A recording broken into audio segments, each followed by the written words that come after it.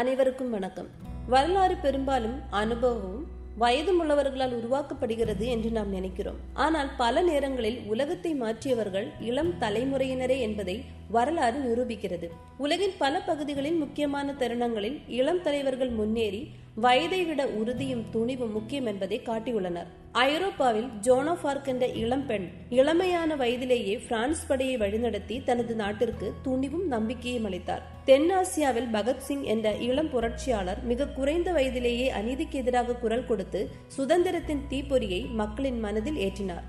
ஆப்பிரிக்காவில் தோமஸ் சங்கரா தனது 30களில் நாட்டின் தலைவராகி ஊழலை எதிர்த்து சமத்துவத்தை முன்னேற்றினார் மற்றும் மக்களின் வாழ்க்கையை மேம்படுத்த முயன்றார். மத்திய கிழக்கில் மலாலா யூசப்சாய் கல்விக்கான உரிமைக்காக பள்ளி மாணவியாக இருந்த போதும் துணிவுடன் குரல் கொடுத்து உலக அளவில் முன் உதாரணமாக உயர்ந்தார்.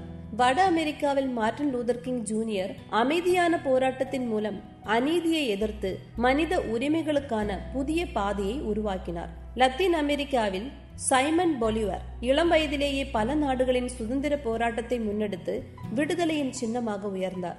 இன்றைய உலகில் கிரேட்டா துன்பர்க் போன்ற இளம் குரல்கள் காலநிலை மாற்றம் குறித்து உலகையே சிந்திக்க வைத்துள்ளனர். இந்த அனைத்து தலைவர்களும் ஒரு உண்மையை நமக்கு கற்பிக்கின்றனர். தலைமை என்பது வயதாலும் பதவியாலும் வருவது அல்ல. அது நோக்கம், துணிவு மற்றும் செயல்பட தயார் மனப்பான்மையால் உருவாகிறது.